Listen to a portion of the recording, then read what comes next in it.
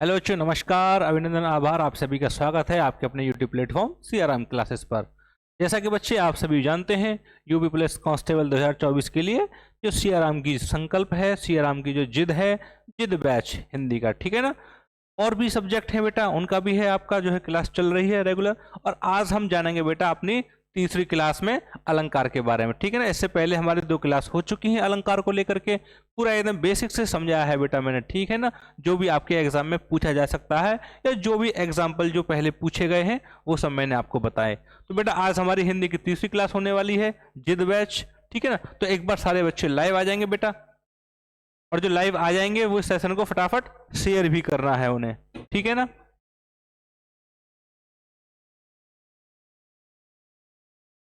Good evening बेटा आप सभी को, ठीक है ना। तो चलिए स्टार्ट करते हैं।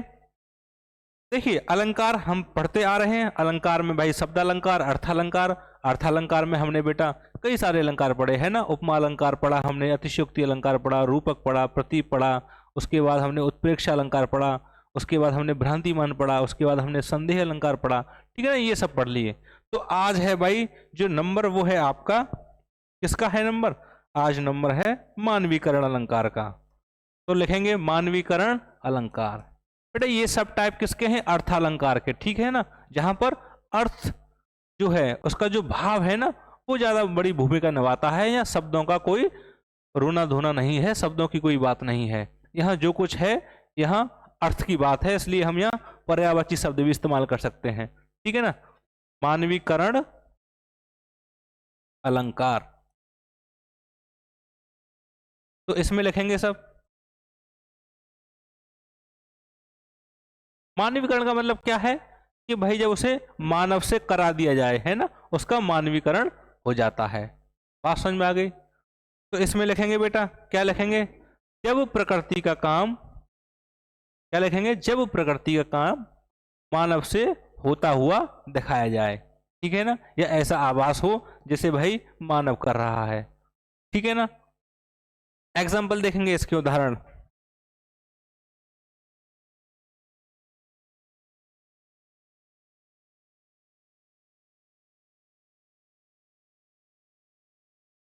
एग्जाम्पल लिखेंगे बेटा, मेघ आए बन ठन के संवर के, ठीक है ना। मेघ आए बन ठन के संवर के।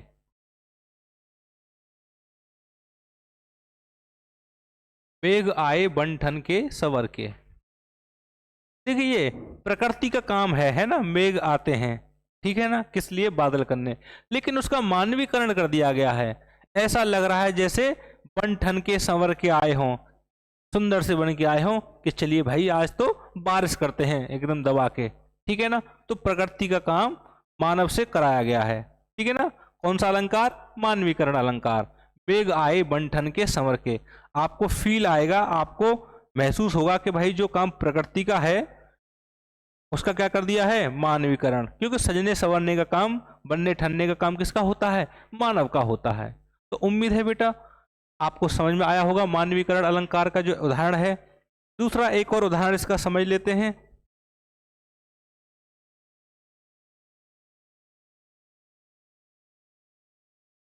संध्या सुंदरी उतर रही है धीरे धीरे।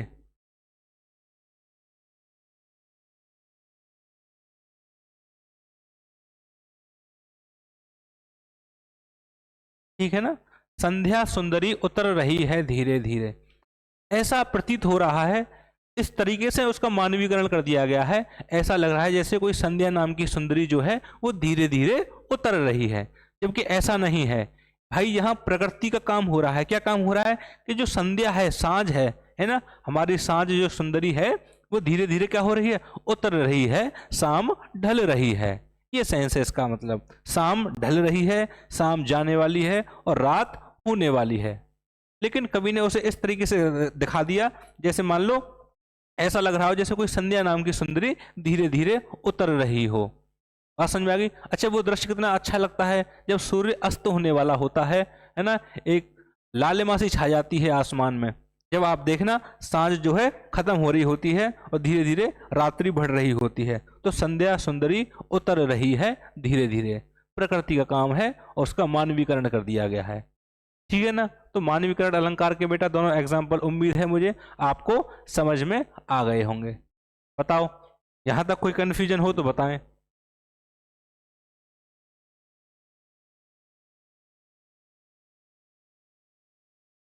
ठीक है ना। चलिए इससे आगे देखते हैं विरोधाभास अलंकार। ठीक है ना, कौन सा? विरोधाभास अलंकार। लिखेंगे विरोधाभास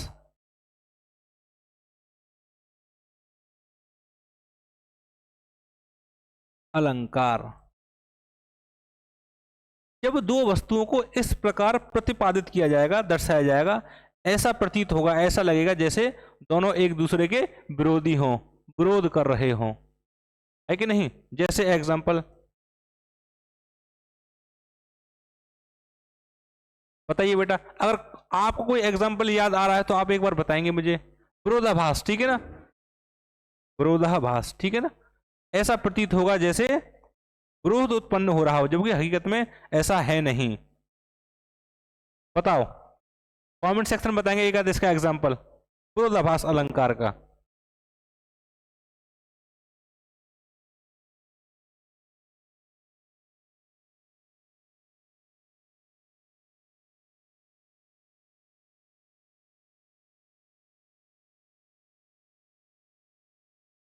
वेरी गुड, है ना। या अनुरागी चित्त की, ठीक है ना, या अनुरागी चित्त की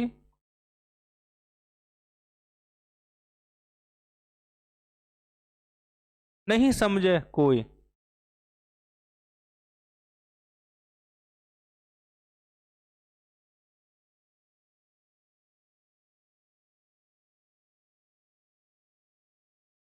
ज्यो ज्यो बूढ़े श्याम रंग।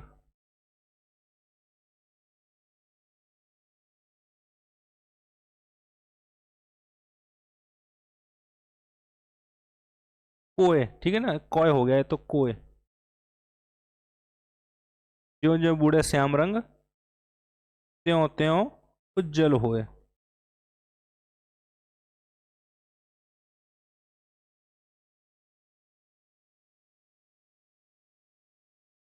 आ समझ भाई। या अनुरागी चित्त की नहीं समझे कोय, ज्यो ज्यो बूढ़े श्याम रंग, त्यों त्यों उज्जवल होए।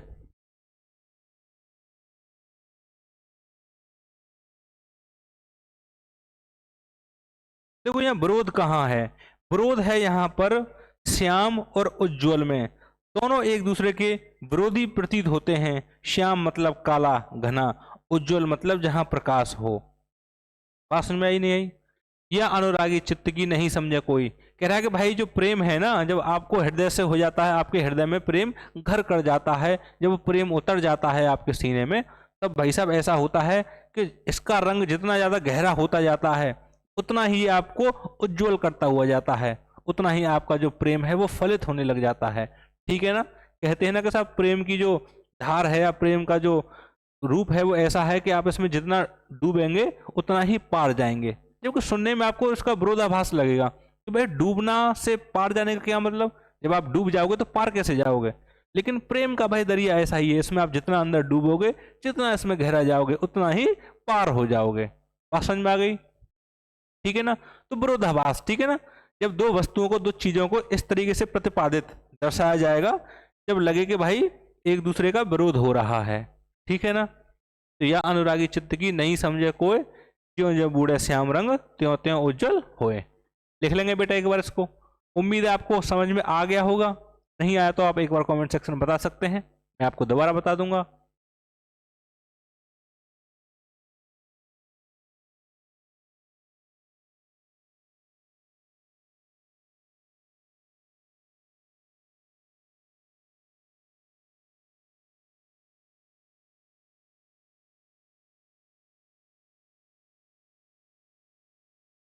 ठीक है ना।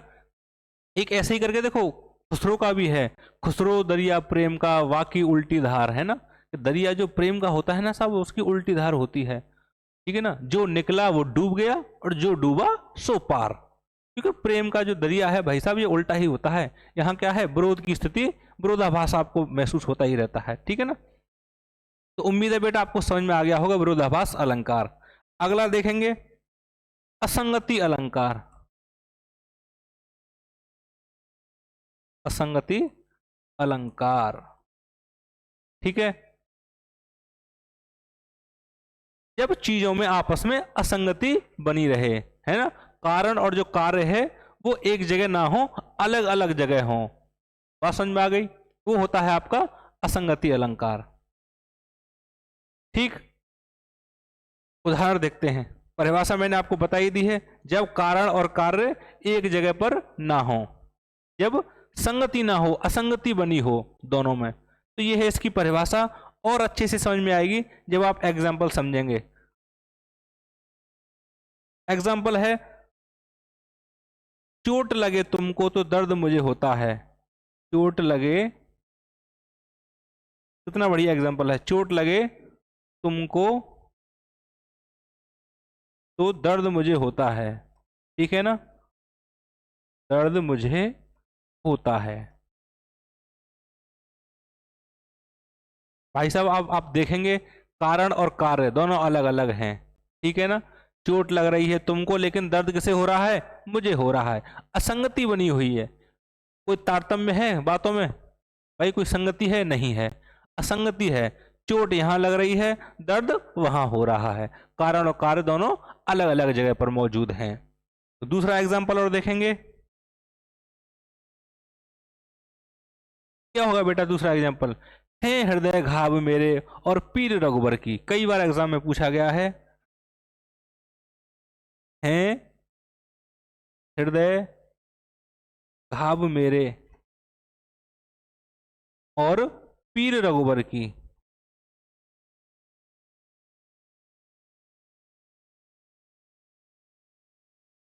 ठीक है जनाब, इसका सेंस क्या है, इसका अर्थ देखो, ये बाबा तुलसीदास जी की लाइन है। या तो हम कह सकते हैं ये लक्ष्मण जी के लिए लिखी है, या कह सकते हैं कि उन्होंने अपने लिए लिखी है। अर्थ कुछ भी हो सकता है, लेकिन इसमें असंगति है।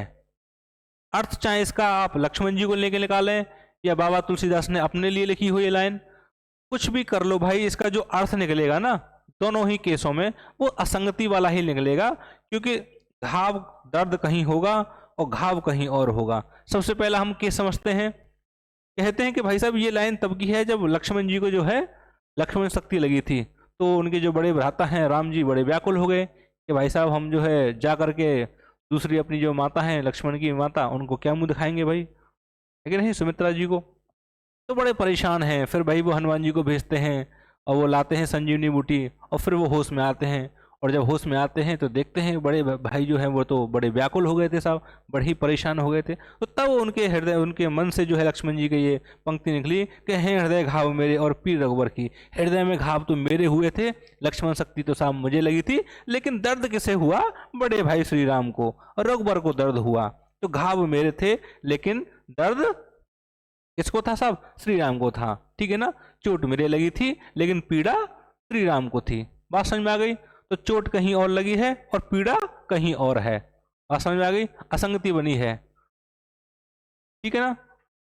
तो उम्मीद है बेटा आपको समझ में आ गया होगा। और दूसरा केस है कि ये तुलसीदास जो है वो खुद अपने लिए कह रहे हैं कि साहब है हृदय घाव मेरे, कि मेरे हृदय में बहुत घाव हैं, मैं जो है तुक्ष प्राणी हूं, मैंने जीवन में कभी ना कभी कुछ ना कुछ गलत किया ही हुआ, सबने सबने गलत किया है। तो कह रहे हैं कि मेरा हृदय जो है इतना निर्मल नहीं है जितना होना चाहिए, हृदय में बहुत घाव हैं। लेकिन समस्या ये है कि मेरे हृदय में कौन रहता है, रघुबर, मेरे हृदय में श्री राम रहते हैं, और उनको पीड़ा होती होगी क्योंकि मेरा जो हृदय है ना बड़ा ही मलिन है, बड़ा ही गंदा है, बहुत सारे घाव हैं वहाँ, ठीक है ना। तो घाव बेशक मेरे हैं, मेरा हृदय जो है वो गंदा है, लेकिन जो पीड़ा है वो किसकी है, श्री राम की है, क्योंकि वो उसके अंदर रहते हैं। तो बात समझ में आ गई, दोनों ही केस आपको समझ में आ गए भाई। घाव जो है वो अलग है, और जो पीड़ा हो रही है वो कहीं और हो रही है, चीजों को लेकर संगति नहीं है, असंगति बनी हुई है। इसलिए कौन सा अलंकार हो गया साहब, असंगति अलंकार। बात समझ में आ गई। विरोधाभास आपने समझा, असंगति अलंकार आपने समझा। अब देखते हैं एक विभावना अलंकार, ठीक है ना। कौन सा, विभावना। विभावना अलंकार। ठीक है ना साहब, क्या लिखेंगे? विभावना अलंकार आप लिखेंगे।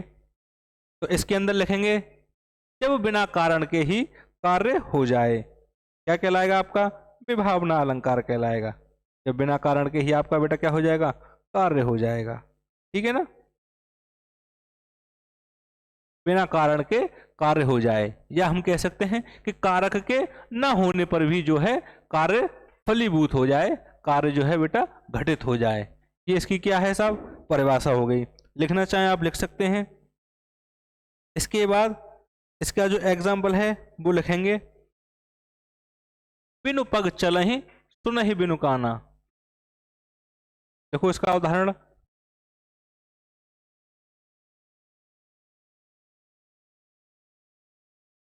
बिनु पग चलहि सुनहि बिनु काना।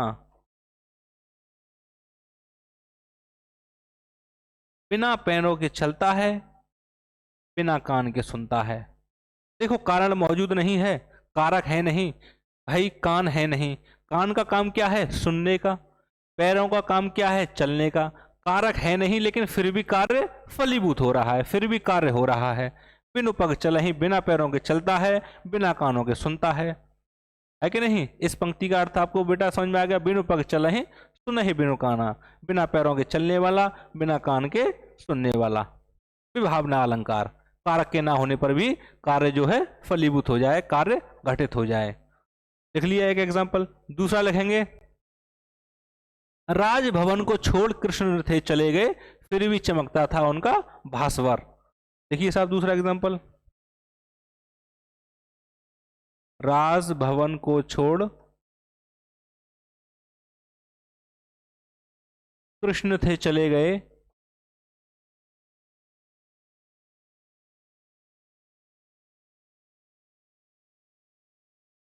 फिर भी चमकता था उनका भास्वर। भास्वर मतलब एक होता है भास्कर, भास्कर मतलब चंद्र, सूर्य है ना, और सूर्य के पास क्या होता है? तेज होता है उसका। तो बेटा ये भास्वर का मतलब है तेज। ठीक है ना, भास्कर का भास्वर, तो भास्वर का मतलब है यहाँ तेज, है ना, उनकी प्रेजेंस। क्या कह रहा है कभी कि राजभवन को छोड़ कृष्ण थे चले गए, लेकिन फिर भी जो उनका तेज है, उनकी जो प्रेजेंस है वहां पर मौजूद है। मतलब कारक है नहीं लेकिन फिर भी कार्य हो रहा है। तो उम्मीद है बेटा आपको समझ में आ गया होगा विभावना अलंकार, इसकी क्या परिभाषा हमने आपको बताई। इसके जो उदाहरण हैं, दोनों उदाहरण जो है आपके एग्जाम में पूछे गए हैं, दोनों उदाहरण मैंने आपको करा दिए हैं। ठीक है ना, तो बेटा आज हमने पढ़ा विरोधाभास, असंगति और उसके बाद विभावना अलंकार। ठीक है ना, बताएं यहाँ तक कोई तकलीफ है तो एक बार बताएंगे मुझे। 10 सेकंड का ब्रेक लेते हैं और फटाफट बताएंगे बेटा यहाँ तक कोई तकलीफ है तो।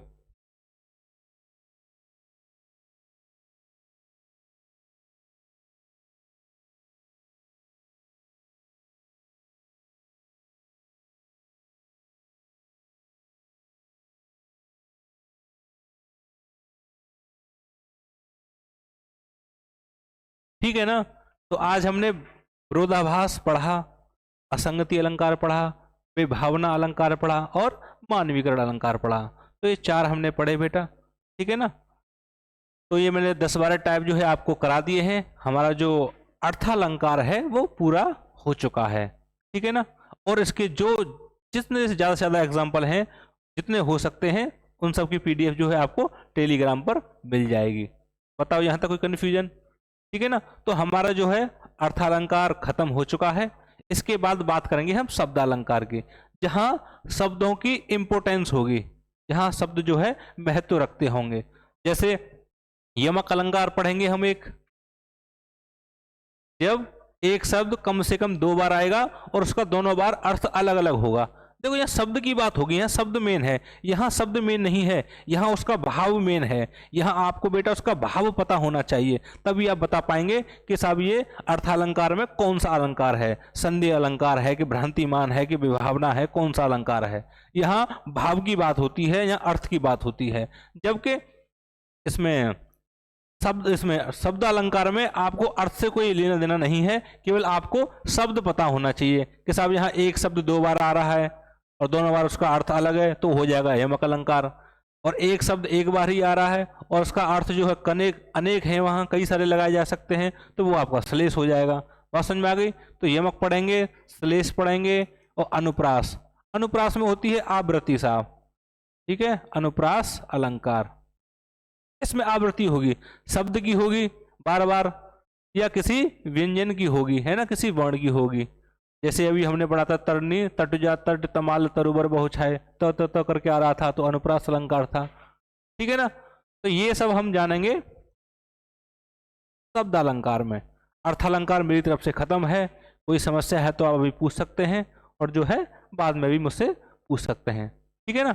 तो उम्मीद है बेटा आपको चीज़ें समझ में आई होगी, अच्छा लगा होगा। परिभाषा में लिखाता नहीं हूँ, केवल बोलता हूँ, थोड़ा समय बचाने के लिए आप जो है स्वयं लिख लिया करें, ठीक है ना। वीडियो को पॉज कर दें और जो है लिख लें या बाद में देख लें, ठीक है ना। तो अच्छे से चीज़ों को समझते हुए चलेंगे, जो भी बेसिक है वो सब हम जो है कवर करते जाएंगे, जहाँ तक आपका एग्जाम में पूछा जा सकता है, या जो एग्जाम्पल आपके एग्जाम में पहले पूछे गए हैं या पूछे जा सकते हैं, दोनों चीज़ें, ठीक है ना, प्रीवियस ईयर की और उसके बाद जो एक्सपेक्टेड है वो सब, ठीक है ना। तो चलिए भैया, अब आपसे हम जो है विदा लेते हैं। उम्मीद है आपको चीज़ें अच्छी लगी होंगी, पसंद आई होंगी। आपको सेशन को लाइक करना है, शेयर करना है, और जो बच्चे नए हैं उन्होंने चैनल को अभी तक सब्सक्राइब नहीं किया है तो भैया चैनल को सब्सक्राइब जरूर कर लें, ठीक है ना।